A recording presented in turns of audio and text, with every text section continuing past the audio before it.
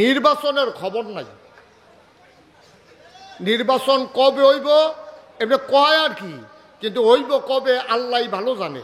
নির্বাচনের পরিবেশ নিয়ে এখনো বিশৃঙ্খলা, কিন্তু দেখা গেল আমার দেশে যারা যারা এই নির্বাচন করতে চায়, আপনি অনেক বাজার টাজারও দেখবেন পোস্টার, তারপরে গিয়া এই কি বলে ব্যানার, তারপরে গিয়া আপনার ফেস্টুন, যা একটা কারবার চলতে আছে ওহন থেকে আপনারা তো শখ। আপনি নেতা হইতে চান, আপনি মন্ত্রী হইতে চান, আপনি এমপি হইতে চান, আপনি যদি তাদের ইতিহাস পড়েন আপনি পালাই যাবেন। সবাই মিল্লা বানাইতে চাইলেও আপনি লুকাই যাবেন, আপনি হইতে চাইবেন না। এটা চাওয়ার জিনিস না, এটা মারাত্মক সাংঘাতিক অবস্থা। বাংলাদেশও দেখা আপনি ক্ষমতাত গিয়া এরপরে ঠিক আর থাকে গো, ঠিকও তো থাকে না। এত ক্ষমতা লইয়া, এত পেপু লইয়া, এত পুলিশ বাহিনী লইয়া 17 বছর পাকাপুক্ত করার পরেও এরপরেও তো বড় থাকবো দূরের কথা, দেশও থাকবো দূরের কথা, দেশ থেকে তো কেমন লাগছে, ঠিক কিনা কর? তাইলে বোঝা গেল সব কিছুর একটা শেষ আছে। ভাই সাহেব, এত রং না, এত রং না। আপনি যেই রং মনে করছেন দুনিয়াটা এত রং না। আপনি মনে করছেন হিসাব দেওয়া লাগবে। আজকে বাংলাদেশের প্রধান নির্বাচন কমিশনার ইসি কি বলছে জানেন?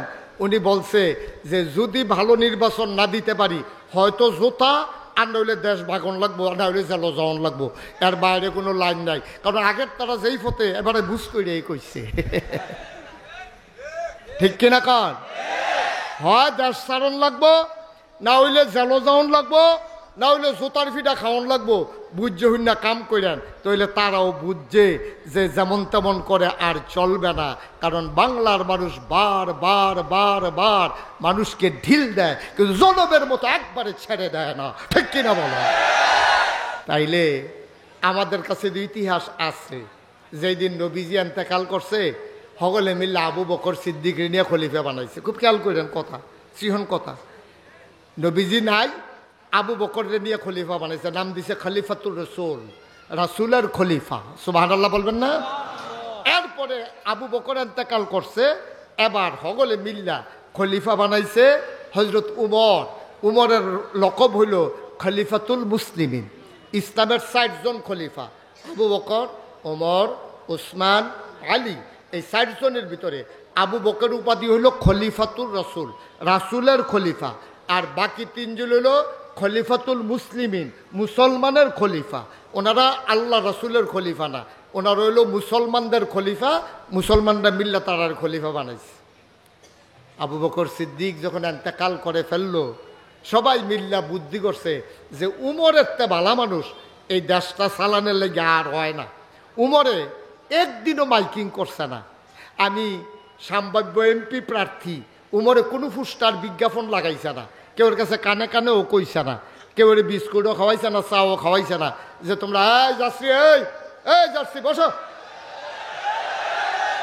তে হুদুদি তে কেড়ে আনে, তাই তারে কি হুদুদি মেসে লাল কার্ড দেখায় আর লেগে দো মার হাবা বলেন। ওটা ওটি করা যাবে না, আমরা শেষ করে উঠবো সবাই মিলে ইনশাআল্লাহ। একটু ফ্যানটা ঘুরাই দাও আমার দিকে। তো যেই কথাটা বলতেছিলাম খুব খেয়াল, এখন এত না, হ্যাঁ ঠিক আছে। এখন কি করলো? আবু বকর সিদ্দিক নাই, একজন না একজন তো রাষ্ট্রপতি বানান লাগবো।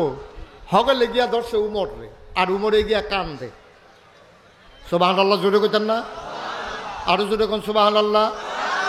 সবাই গিয়া ধরছে উমর রে, আপনি আপনার খলিফা হইবেন। উমরে সিল্লান দিয়া প্রথম লাইনটা কিতা কইছে জানে?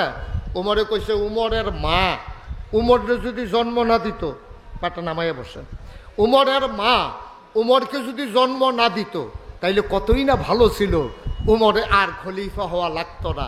উমরের মা উমরকে জন্ম দেওয়ার কারণে আজকে ইসলামের দ্বিতীয় খলিফা হওয়া লাগতেছে। এরপরে উমরের দ্বিতীয় লাইন শুনেন। উমরে কয়, ও তোমরা যে আমারে খলিফা বানাইতে চাও, আমারে যে প্রেসিডেন্ট বানাইতে চাও, অর্ধেকটা পৃথিবী আমার এটা রাষ্ট্রপতি বানাইতে চাও, আমার শাসন আমলে ফুরাত নদীর তীরে একটা কুকুর যদি না খেয়ে মারা যায়, আর এই কুত্তারা কিয়ামতের ময়দানে যদি ডাক দিয়ে আল্লাহর কাছে কয়, আল্লাহ এই উমরের শাসন আমলে আমি খানা পাইছিলাম না, বিচার চাই, সেই দিন আমি কি জবাব দেব এই চিন্তায় আমার খলিফা হওয়ার জন্য কোনো স্বাদ আল্লাহ, কোনো ইচ্ছা জাগে না। সুবহানাল্লাহ বলবেন না? ছেড়ে দেওয়ার জিনিসও না, ছেড়ে দেওয়ার জিনিসও না। মুসলমান হযরত উমর তিনি কান্দার কয়, আল্লাহ, উমরের মা যদি উমরকে জন্ম না দিত কতই না ভালো হতো। তাইলে উমর হয়তো মাটির সাথে মিশে যেত, হয়তো পশু যদি হইতো, কিয়ামতের ময়দানে উমর বিচারের মুখোমুখি হতো না। উমরকে আল্লাহ তোমার দরবারে জবাব দিতে হতো না, কেন আমি মানুষ হইলাম, কেন আমার মা আমার পেটে ধরল, সবাই মিলে আমার খলিফা বানাতে চায়, আমার গলায় গামছা লাগাতে চায়, আমার হাতে পায়ে বেড়ি লাগাতে চায়, আমি কেমনে জবাব দেব? এ মানুষগুলোর দায়িত্ব নেওয়া চারটিখানি কথা না, যাদের অনুভূতি আছে তারা কেউ দায়িত্ব নিতে চায় না, ঠিক কিনা? আপনি ঘরের বউ, 3টা বাচ্চা, এটির দায়িত্ব নিয়ে আপনি সঠিকভাবে পারেন না। আপনার ফুত একটা ফেন্সিডিল খায়, আপনার মাইয়া একটা রাস্তার ভিতরে হাঁটে ফলাফেন লইয়া ঘুরে, আপনার বউয়ে কই যায় ক্লাবও ঘুরে, আপনি আর ফরাইছেন পুরা এলাকার, পুরা চান্দিনার, পুরা দেবিদ্বারের আপনি দায়িত্ব নিতেন স্যার। আপনার জন্ম দেওয়া 3টা বাচ্চা, আপনার বিয়া করুন না বউটা, এইটার দায়িত্ব নিয়ে আর থাকতেন পারেন না, আপনি লক্ষ জনতার দায়িত্ব নিয়ে করবেন না কি আপনি? ঠিক নিও কথাটা শুনতে যেরকম লাগো, কথাটা ঠিক নেই। আপনি ঘরটারে সামলাই রাখতেন পারেন না, আপনি পুরাটা উপজেলা কেমনে সামলাই রাখবেন? আপনার ডরও তো করে না। আপনার ফলার লাগে আপনি কয়বার উত্তর ফাটা গিয়ে মাপ চাওয়ার লাগছে, ভাপ্পা ছুটির ধরা ফুইরা। এরপরে আপনি পুরা সমাজের দায়িত্ব নিতেন চান, আপনি মেম্বার হইতে অনের আগে শরীরটা কাপ দেয় না, আপনি চেয়ারম্যানেরা অনের আগে চিন্তা করেন না যে আমার 2টা বাচ্চা না, এড়িয়ে তো চাইয়া রাখতাম পারি না, একটাই ফেল গেলে আরেকটা হয়ে ফেলছে গিয়া, এটান্ডির লেগে গিয়া বাজারও মাপ চাওয়ার লাগে গলার গামছা লাগাইয়া। তা আমি সমাজের দায়িত্ব নিয়া দুনিয়াতে না হইলে বাচ্চা গেলাম গা আর কি। আল্লাহ যেদিন কিয়ামতের ময়দানে হাজারো মানুষের সামনে দাঁড় করাই দেবে, সেই দিন আপনার মুখ দেখানোর জায়গা থাকবে না, ঠিক কিনা কম? একটু চিন্তার বিষয়, একটু চিন্তার বিষয় যে আপনি দায়িত্ব নিতে চান। আপনি কত বড় সাহস! উমরের মতো মানুষ, যারা সরাসরি আল্লাহ রহমত বরকত নাজিল করছে, সরাসরি আল্লাহ নিয়ন্ত্রণ করছে, যাদের জীবন দ্বারা আল্লাহ রঙিন করে দিছে, সাজাই দিছে, সেই মানুষটি ডরে কান্দে। তা আমার আমলে একটা কুত্তা যদি না খাইয়া মারা যায়, আপনি কতটার ওজন দেখছেন? মিয়া আপনার বাড়ির গাড়াত কুত্তা মরে রয়েছে, আপনার জিয়ার খবর নাই, ফুতার খবর নাই। আর উমরে পুরা দেশ নিয়ে আমার যে খলিফা বানাইবা, কুত্তাটা মারা গেলে কিয়ামতের ময়দানে কুত্তারও জবাব দিলে আমি কি জবাব দিতাম, কি জবাবটা দিতাম কিতা আমি? এই তারা হইল মানুষ, আমরা মানুষ না, আমরা মানুষ রূপী অমানুষ, ঠিক কিনা কন? আমরা দেখতে মানুষের মতো, আসলে আমরা মানুষ না, আসলে আমরা মানুষ না। এত মানুষ লাগে না তো, এত মানুষ লাগে না। এই যে আজকে এই প্যান্ডেলে যারা আসছেন, এত্রি মানুষ নবীজি মদিনায় গিয়া পাইছে না তো, এত্রি মানুষ বদরের যুদ্ধের সময় নবীজি পাইছে না। নবীজি এই আতুইরা ল্যাংরা হুগনা মুগনা শৈল জুন্নাই বাতাসাইলে গাছ ধরে ঘেরুই থাকে, এইরকম মানুষ পাইছে মাত্র 313 জন। কতজন? কথা কানা কতজন? মাত্র 313 জন পাইছে। শৈল কিচ্ছু নাই, একবেলা খাইলে আরেক বেলা খানা নাই। বউয়ে গোসল করে সারলে এক বউয়ে গিয়া ঘরের দরজা বন্ধ করে বইয়া থাকে, সেই কাপড়টা দিলে বেড়ায় গোসল করে, অথবা আরেক বেড়াতে হাওলত লিয়ে গোসল করার লাগে 2টা লুঙ্গিও নাই। এইরকম মানুষ পাইছে মাত্র 313 জন। আর বাছাইকৃত 1000 প্রশিক্ষিত ধর্মপরিহিত বর্ষা ধারণকৃত, কোমরের ভিতরে খাপের ভিতরে তরবারি, পিঠের ভিতরে তীর ধনুক, মাথার ভিতরে শিরস্থান, এরপর এইরকম মানুষ ছিল 1000 বাছাইকৃত বীর যোদ্ধা। হেগুলদা 313 জন না খাউন না, শৈল হুক না, অস্ত্র নাই, শস্ত্র নাই, প্রশিক্ষণ নাই, এমন হইল 313 জন। আর কাফের সব দিতে বাচ্চা 1000 বার করছে, মোড়া তাজা এক একটার সাইডে যুদ্ধে পারদর্শী, এটি তরবারি উড়ান দেয়, তারপরে গিয়ে যুদ্ধের ভিতরে পারদর্শী, এইরকম 1000। আর নবীর সাহাবা ছিল 313 জন। 313 জনে যখন 1000-এর সামনে দাঁড়াইছে, এই 1000-এ হাসাহাসি করছে, এটা নিকিয়ত এখন আইসে, আর যে দেখো সরম ভাইয়া যাওয়ান লাগবো, কুবায়াম যে শৈল তো গুস্ত নাই, ঘুষি দিয়া যদি আড্ডি পরে যেতে ঘুষি দিছে হয়তো ওমা গোকে জ্বালা না, তো ঘুষি দিছে হেতারে ব্যথা দেওয়ানের লেগে ফরছে কোটটার ভিতরে, এখন যেতে ঘুষি দিছে হেতে দুঃখ পাইছে, হেতে আইসে ইয়ে বাইতে গেছে ঘুষি খাওয়ান না বেটা, ও যে কুবাইব যে শৈল তো এই গুস্ত নাই। 313 জন হুক না মুসমুচ্চা, যেই মাত্র যুদ্ধ শুরু হইয়া গেছে, 313 জনে 1000 জনের 70টারে কুবাইয়া 2 টুকরা করে লাইছে, 70টারে ফিস মরা বান্ধি হতাই লাইছে। বাহিনী যখন দৌড় দিছে, ফিসি দিয়ে ফাতলা ফাতলা কুবান শুরু করছে, কোনোটার ভাষা নাই, কোনোটার হাত নাই, কোনোটার ঠ্যাং নাই, কোনো মতে ওমাগো কইয়া মক্কা শরীফ পড়ছে। আমরা সেই মুসলমান, ঠিক কিনা বলো? 313 জনে 1000 জনরে কুবাইয়া হমান করে লাইছে, আমরা ছিলাম সেই মুসলমান। আর আজকে পুরা পৃথিবীর ভিতরে মানুষ হইল 800 কোটি। কত কোটি? এর ভিতরে 200 কোটি মুসলমান, অর্থাৎ 4 ভাগের 1 ভাগ, 4 ভাগের 1 ভাগ মুসলমান। এরপর আমরা মাইর খাই কেড়ে, আমরা তো নিজেরে কই নাই তো মাইর খেতাম না, কি দেখা, আমরা তো নিজেরা লাগিয়ে বইয়া থাই। আর হেতারা ছিল রুহামাউ বাইনাহুম আশিদ্দাউ আলাল কুফফার, মুসলমান যারা ছিল রুহামাউ বাইনাহুম, একজন আরেকজনের লেগে কোল জ্যাকেটটা দিছে, ভাই আপনি আমার ভাইও, আপনি আমার ভাই, আমি আপনার কি আর ভাই, আপনিও মুসলমান আমিও মুসলমান, এর চেয়ে বড় আর কি আছে? সুবহানাল্লাহ কইতেন না? কি মনে করছেন আপনি? আপনি আমার ভাই। একজন ভাইয়ের কাছে নবীজি বিদায় হজের ভাষণের সময় ডাক দেয়া কইছে, মুসলমান, ও মুসলমান, তোমার এক ভাই আরেক ভাইয়ের কাছে আমানত, তার রক্ত, তার সম্মান, তার ইজ্জত, তার টাকা পয়সা সব কিছু তোমাদের কাছে আমানত। কারবারটা ঘরছে তো তাই হযরত উমর, ওই যে কইছিলাম হগলে মিল্লানি এবারে খলিফা বানাইছে। এবারের জমানায় কি একটা কারবার করছে এটা হইন না, মোটামুটি আমরা গইলাম দেখবেন। এবারের জমানায় এক বেডি, বুড়া বেডি, খুব খেয়াল করে, বুড়া একটা মহিলা, নাকের ভিতরে ফুল, কানের ভিতরে দুল, গলার ভিতরে মালা, হাতের ভিতরে বালা, আরো স্বর্ণালঙ্কার পইরা, স্বর্ণ মুদ্রা লইয়া, বিকেলবেলা গুধুলি লগ্ন, পরন্ত বিকেল, সূর্য ডুবু ডুবু প্রায়, এইরকম সন্ধ্যার সময় দুধু মরুভূমির মাছ দিয়া, আশেপাশে কোনো বাড়িঘর নাই, এই মহিলা রাইটটা যাইতে আছে, কোনো বাড়িঘর নাই, কোনো মানুষজন নাই, সন্ধ্যা হইয়া গেছে গা, গরু ছাগল লইয়া সকলে বাজ গেছে গা, বেরিয়ে মাঠের বাইরে দিয়ে আটটা যাইতে আছে, দূরে কোনো বাড়িঘর দেখাও যায় না।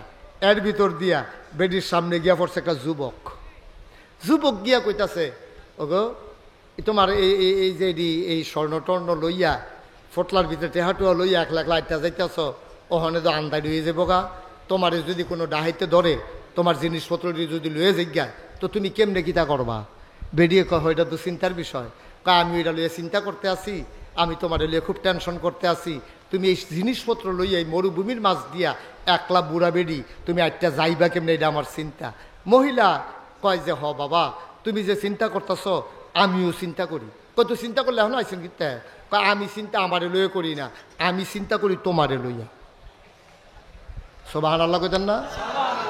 আমি চিন্তা করি তোমারে লইয়া। তো যুবকে আইস দিয়া কয়, লুঙ্গিটা আর পাঞ্জাবিটা ছাড়া আমার লগে কিতা আছে? আমার লইয়া চিন্তা করে লাভ কিতা? আমার লগে কোনো স্বর্ণ মুদ্রা, কোনো টাকা পয়সা কিচ্ছু নাই, আমার লইয়া তোমার চিন্তারও দরকার নাই।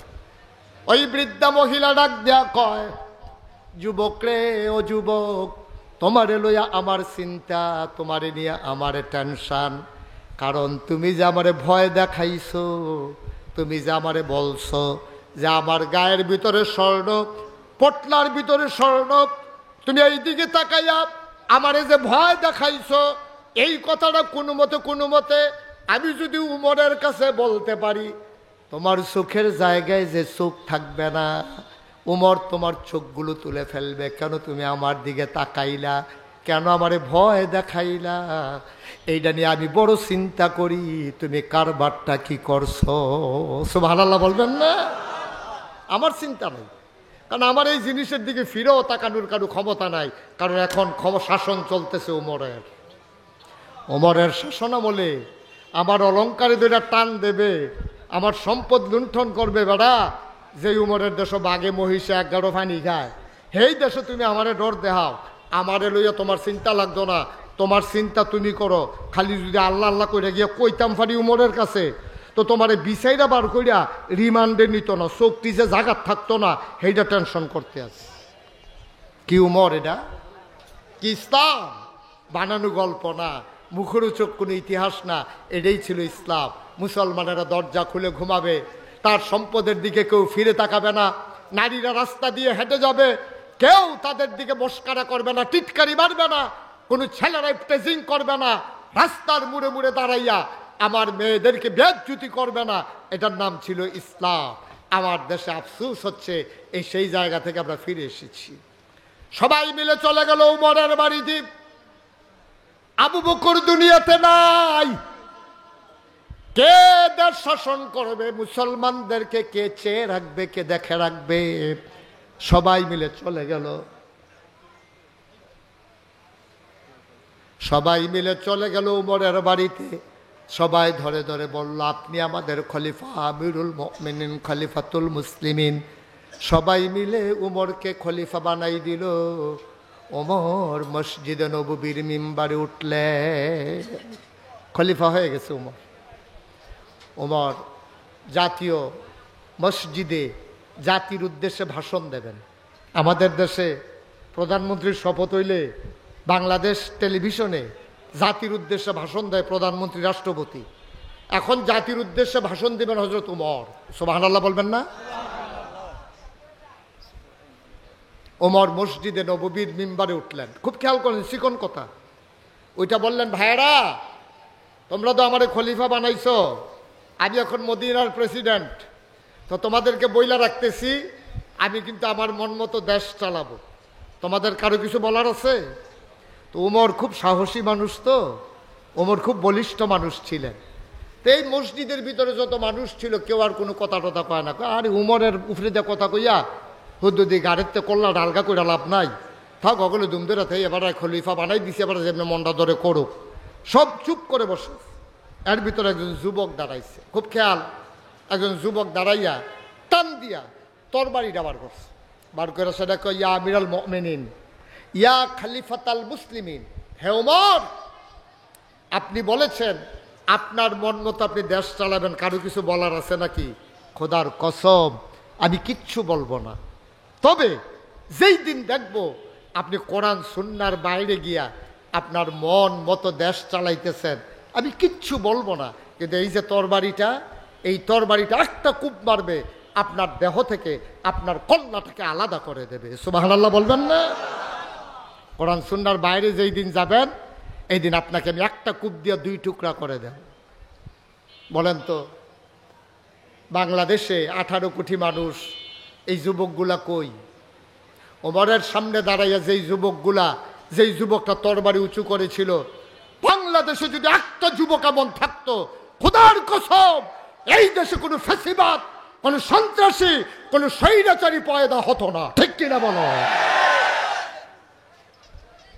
আমরা পারি না। এখানেই শেষ না। হযরত ওমর ইসলামের দ্বিতীয় খলিফা হয়ে গেলেন। দ্বিতীয় খলিফা হওয়ার পরে ওমর রাদিয়াল্লাহু তাআলা আনহু মসজিদে নববীর ভিতরে তিনি প্রতি শুক্রবারে খুতবা দিতেন। সবাইকে জানিয়ে দিতেন, ভাইয়েরা শুনো শুনো শুনো, এই দেশটার ভিতরে গত 1 সপ্তাহে কি হয়েছে, সামনের দিন আমরা কি করতে চাই, এই পরিকল্পনা তিনি জুমার খুতবাতে পেশ করতেন। আলোচনা হতো। একদিন জুমাবার আজান হয়ে গেছে, মসজিদের ভিতরে মুসল্লি কানায় কানায় পূর্ণ। তাহিয়াতুল ওযু দুখুলুল মসজিদ কাবলাল জুমা। সবাই নফল নামাজ, সুন্নত নামাজ পড়ে অপেক্ষা করতেছেন কখন উমর আসবে আর কখন সবাই মিলে আমরা একসাথে নামাজ পড়ব। ওমর হলো ইমাম, দেশেরও ইমাম, তিনি মসজিদেরও ইমাম। এখন উনি আসবেন, নামাজ পড়াবেন। এখন সবাই নামাজ টামাজ পড়ে বইয়া রয়েছে। বুড়া বেড়াইতে তখন তো আর গড়িয়াছিল না, বেড়ার ফাঁক দিয়েছে, সূর্য আইলা গেছে গা,